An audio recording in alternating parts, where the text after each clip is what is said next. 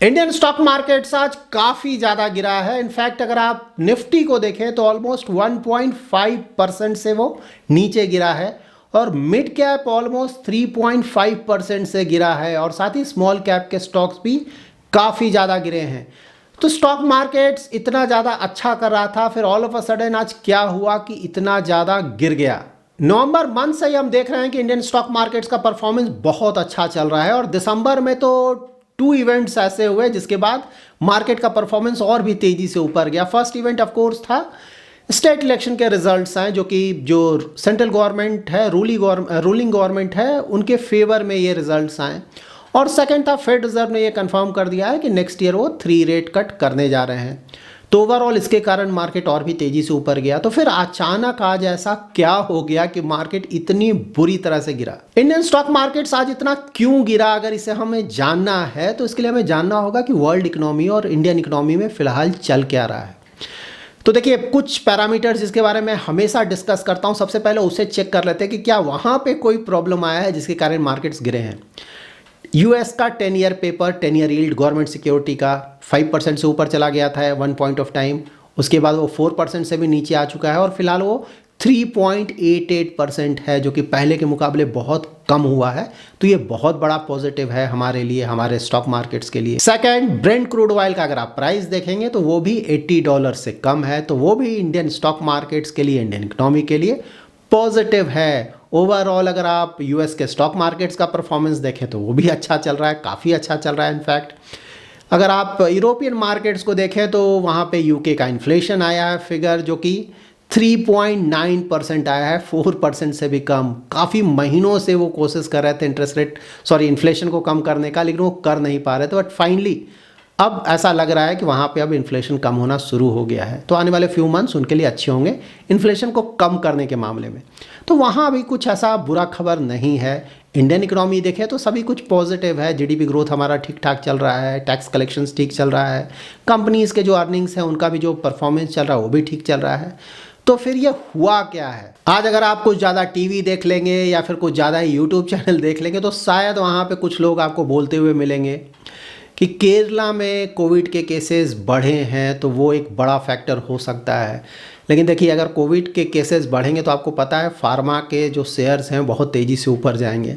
तो आज फार्मा का जो इंडेक्स 1% के आसपास नीचे गिरा है, तो ये फिलहाल तो कोई रीज़न नहीं हो सकता है। कुछ लोग ये भी बोल सकते हैं कि नॉर्थ सी में प्रॉब्लम चल रहा है, वहाँ पे यमन के जो हुती रेबल्स हैं उनके कारण काफ़ी सारे जो कार्गो शिप्स हैं वो अपना डायरेक्शन चेंज कर रहे हैं, वो अब साउथ अफ्रीका की तरफ से आ रहे हैं।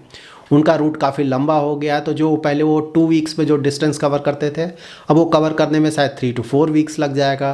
तो उसके कारण ट्रांसपोर्टेशन कॉस्ट काफ़ी ऊपर जाएगा, इंश्योरेंस का कॉस्ट काफ़ी ऊपर जाएगा, तो लॉजिस्टिक्स में प्रॉब्लम है। तो ये भी एक रीज़न कोई दे सकता है, बट फ्रैंकली स्पीकिंग ये कोई रीजंस दोनों फिलहाल रेलिवेंट नहीं है जिसके कारण स्टॉक मार्केट नीचे गिरा है। देखिए, स्टॉक मार्केट नीचे गिरने के 2 रीजंस हैं जिसे कि मैं समझ पा रहा हूँ।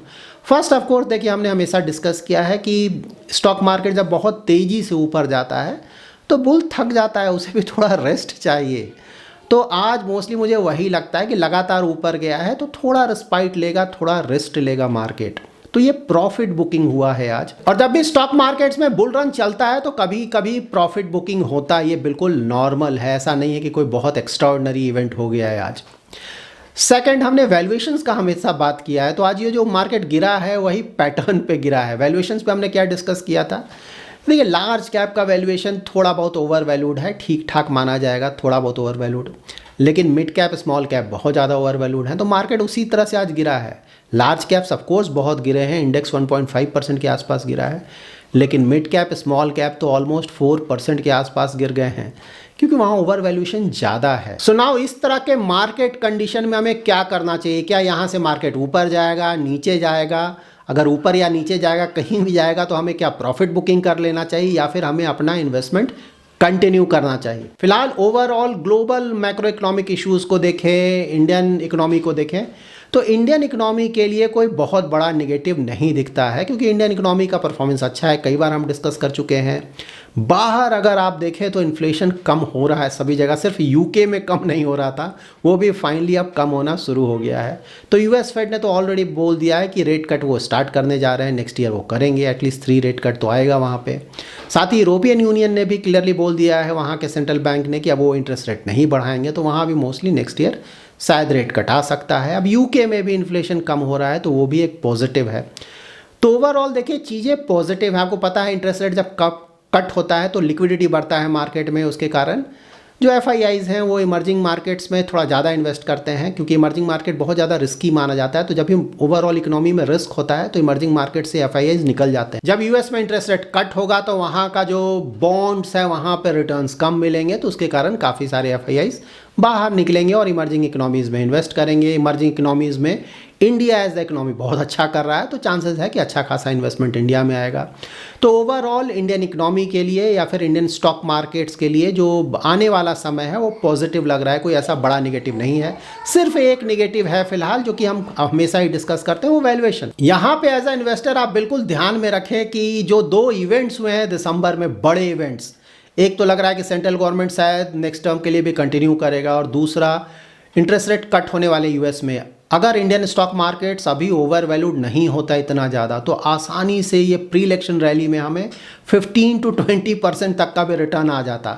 लेकिन Indian stock markets already over valued हैं, लार्ज कैप थोड़ा ओवर वैल्यूड है, मिड कैप स्मॉल कैप बहुत ज़्यादा ओवर वैल्यूड है। इसीलिए मैंने हमेशा मेंटेन किया कि 5 to 10% तक का भी रिटर्न आता है तो हमें सेटिस्फाइड होना चाहिए, उससे वो एक अच्छा रिटर्न माना जाएगा इस तरह के मार्केट वैल्यूएशन में। और फिलहाल ऑलरेडी हमें उस तरह का रिटर्न आ चुका है। मैंने आपको बताया लास्ट 1 मंथ में ही अगर आप देखें तो 7% के आसपास का रिटर्न है। तो यहाँ से थोड़ा बहुत और ऊपर जा सकता है मार्केट, ऐसा नहीं कि नहीं जा सकता है, लेकिन हाँ फिलहाल कोई बहुत ज़्यादा ऊपर यहाँ से मार्केट नियर टर्म की मैं बात बोल रहा हूँ वो बिल्कुल हमें एक्सपेक्ट नहीं करना चाहिए। Medium to long term of course चीज़ें बहुत पॉजिटिव हैं तो ऊपर जाएगा। शॉर्ट टर्म में कोई बहुत ज़्यादा यहाँ से ऊपर जाने के चांसेस नहीं है। सुनाओ यहाँ पे हमें डिसाइड करना है प्रॉफिट बुकिंग या फिर कंटिन्यू इन्वेस्टिंग। तो देखिए प्रॉफिट बुकिंग आप वहाँ पे कर सकते हैं जहाँ की आपने किसी ऐसे फंड में इन्वेस्टमेंट किया है जिसका परफॉर्मेंस बिल्कुल नहीं आ रहा है, लॉन्ग टर्म से परफॉर्मेंस नहीं आ रहा है, बहुत ख़राब परफॉर्मेंस है। उस तरह का अगर कोई फंड है तो वहाँ सोचा जा सकता है। साथ ही कोई ऐसा स्टॉक है जिसका बिल्कुल परफॉर्मेंस नहीं है, अब आपको लग रहा है कि शायद इसका परफॉर्मेंस अच्छा नहीं आएगा, इस तरह का अगर कोई स्टॉक या म्यूचुअल फंड स्कीम है हमारे पोर्टफोलियो में तो वहाँ पे कुछ प्रॉफिट बुकिंग का प्लान किया जा सकता है। लेकिन हाँ अगर अच्छे क्वालिटी के स्टॉक्स हैं, अच्छा क्वालिटी का म्यूचुअल फंड स्कीम है, सबका परफॉर्मेंस अच्छा है, वहाँ पे प्रॉफिट बुकिंग करने का कोई मतलब नहीं बनता है। यहाँ पे ऑफकोर्स हमें एसेट एलोकेशन और मार्केट कैप एलोकेशन का भी ध्यान रखना चाहिए, जो कि मैंने आपको हमेशा बताया है। एसेट एलोकेशन मींस डेट और इक्विटी का प्रोपोर्शन देख लें, अगर इक्विटी बहुत ज़्यादा हो गया है तो वो थोड़ा कम कर लें, डेट का थोड़ा बढ़ा लें। उसी तरह से large cap, mid cap, small cap, जो आपने पहले डिसाइड किया था कि मैं लार्ज कैप में इतना रखूँगा, मिड कैप में इतना रखूँगा, स्मॉल कैप में इतना रखूँगा, उसे भी देख ले। कहीं ऐसा तो नहीं है कि मिड कैप और स्मॉल कैप बहुत ज़्यादा हो गया, लार्ज कैप काफ़ी कम हो गया। तो इन चीज़ों को भी हमें थोड़ा बैलेंस आउट कर लेना चाहिए। बट ओवरऑल अगर आप देखें, क्योंकि हम लॉन्ग टर्म के लिए अपना इन्वेस्टमेंट करते हैं, कोई फ्यू डेज़ या फ्यू मंथ्स के लिए नहीं करते हैं, तो ओवरऑल जो भी चीज़ें चल रही हैं उसे देखकर बिल्कुल लगता है कि इंडियन इकोनॉमी आने वाले सालों में भी काफ़ी अच्छा करेगा। ओवरऑल अगर इंडियन इकोनॉमी अच्छा करेगा और यहाँ की कंपनीज का परफॉर्मेंस अच्छा आएगा तो बिल्कुल स्टॉक मार्केट्स का भी परफॉर्मेंस अच्छा रहेगा। तो कोई मीडियम टू लॉन्ग टर्म के लिए अगर इन्वेस्टमेंट कर रहा है, 5 ईयर्स, 10 ईयर्स, 15, 20 ईयर्स, वहाँ पे कोई कंसर्न नहीं होना चाहिए। और अगर कोई उस तरह के लॉन्ग टर्म इन्वेस्टमेंट होराइजन के साथ इन्वेस्टमेंट कर रहा है तो ऑफकोर्स उसे पोर्टफोलियो में ज़्यादा चेंजेस नहीं करना चाहिए। अगर कोई फंड अच्छा कर रहा है, अगर कोई स्टॉक अच्छा कर रहा है तो वहाँ पे उसे चेंज करने का कोई मतलब नहीं बनता, या फिर प्रॉफिट बुकिंग करने का भी मतलब नहीं बनता है। देखिए प्रॉफिट बुकिंग के साथ प्रॉब्लम क्या है? प्रॉफिट बुकिंग के साथ प्रॉब्लम ये है कि वो मार्केट टाइमिंग हो जाएगा। आप सोच रहे हैं कि मार्केट अब यहाँ से शायद ऊपर नहीं जाए तो मैं अब यहाँ पे बेच दूंगा, जब यहाँ से मार्केट गिर जाएगा तो मैं इन्वेस्ट कर दूंगा। लेकिन मार्केट ऐसे काम नहीं करता है। हो सकता है मार्केट यहाँ से लगातार ऊपर चलता जाए और उसके बाद और भी जब ज़्यादा ऊपर चला जाएगा तो उसके बाद आपको फिर अफसोस होगा कि ओ गॉड मैंने क्यों बेच दिया। अब उसके बाद वहाँ पे आप जाकर शायद खरीद लें, आपको लगे नहीं ये तो लगातार ऊपर जा रहा है, मैं मिस कर रहा हूँ, वहाँ पे खरीदेंगे और जैसे ही आप खरीदेंगे वैसे ही धड़ाम से मार्केट गिर जाएगा। जनरली ऐसा बहुत इन्वेस्टर्स के साथ होता है। अच्छा रिटेल इन्वेस्टर्स के लिए ये होता है कि आप इन्वेस्ट करें, रिस्क प्रोफाइलिंग करें, इन्वेस्टमेंट होराइजन डिसाइड करें और बेसिस दैट एक पोर्टफोलियो बनाएं और लॉन्ग टर्म तक उसमें बने रहें। ये बेस्ट तरीका है लॉन्ग टर्म में काफ़ी अच्छे रिस्क एडजस्टेड रिटर्न जनरेट करने का। शॉर्ट टर्म इवेंट्स के कारण अगर हम अपना पोर्टफोलियो चेंज करने लगेंगे तो एवरी मंथ हमें पूरा पोर्टफोलियो चेंज करना होगा, क्योंकि एवरी मंथ कुछ ना कुछ होता रहेगा। ये जो मोस्टली आज का जो मार्केट गिरा है मोस्टली वो प्रॉफिट बुकिंग। आपको पता है कि मार्केट में सभी तरह के लोग होते हैं। कुछ लोगों को लग रहा है कि मार्केट यहाँ से और ऊपर जाएगा, कुछ लोगों को लगता है कि नहीं यहाँ मार्केट बहुत ऊपर जा चुका है, गिर जाएगा, तो कुछ लोग डर कर अपना बेचना भी शुरू कर देते हैं। तो बहुत तरीके के लोग होते हैं। तो यहाँ पे ऑफकोर्स इतनी ज़्यादा तेज़ी के बाद तो ऑफकोर्स ये बनता है कि कुछ लोग काफ़ी ज़्यादा डर जाएं और बेचना शुरू कर दें। बट हाँ, ओवरऑल अगर आप देखें तो ट्रेजेक्ट्री पॉजिटिव है और यहाँ से लगता है कि अच्छा होगा। मार्केट बहुत ज़्यादा ऊपर गया है फ्रैंकली स्पीकिंग, तो ये तो एक्सपेक्टेड था कि थोड़ा बहुत रिस्पाइट लेगा। सैटरडे लाइव स्ट्रीम में भी अगर आपने सुना है तो मैंने उस समय बोला था कि देखिए यहाँ पे बुल थक गया होगा, बहुत ज़्यादा दौड़ चुका है, तो थोड़ा बहुत गिरना बनता है। कंसोलिडेट करेगा मार्केट, यहाँ से थोड़ा बहुत और ऊपर जाएगा और फिर थोड़ा कंसोलिडेट करेगा। तो नियर टर्म में ऐसा ही लगता है कि मार्केट ऊपर नीचे करता रहेगा, कोई बहुत ज़्यादा ऊपर जाने के चांसेस नियर टर्म की मैं बात बोल रहा हूँ नहीं लगता है कि जाए। वैसे रिटेल इन्वेस्टर जो कि SIP STP करते हैं उनके लिए तो कभी भी कंसर्न नहीं होना चाहिए और अभी भी कंसर्न नहीं है। हाँ, किसी को लमसम करना है तो मैंने आपको ऑलरेडी बताया, मिड कैप स्मॉल कैप में भी कोई बड़ा लमसम करने का कोई मतलब नहीं बनता। SIP STP चल रहा है तो okay.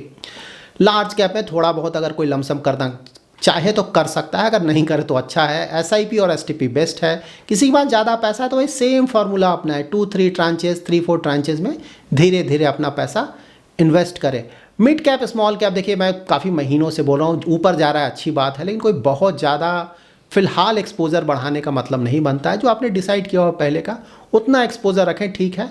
All of a sudden कोई बहुत ज़्यादा एक्सपोजर नहीं बढ़ाना चाहिए। ऑल दो मैं फिर से ये बता रहा हूँ कि US में इंटरेस्ट रेट अगर कट होता है तो उस समय मिड कैप स्मॉल कैप में भी तेज़ी आना चाहिए, ऐसा होता है। ज़्यादा लिक्विडिटी आएगा तो लार्ज कैप्स तो ऑफकोर्स उनका परफॉर्मेंस अच्छा रहेगा, नो डाउट अबाउट दैट, लेकिन मिड कैप स्मॉल कैप्स के ही परफॉर्मेंस आएंगे। बट हाँ, वहाँ पे ओवर वैल्यूएशन भी बहुत ज़्यादा है, तो जो अपसाइड है वो कुछ हद तक लिमिटेड है, जबकि लार्ज कैप्स में अपसाइड अभी भी है। वहाँ एटलीस्ट रीसेंट टाइम्स में लगता है कि लार्ज कैप्स का परफॉर्मेंस अच्छा रहेगा। So that's it in this video. Thanks a lot for watching.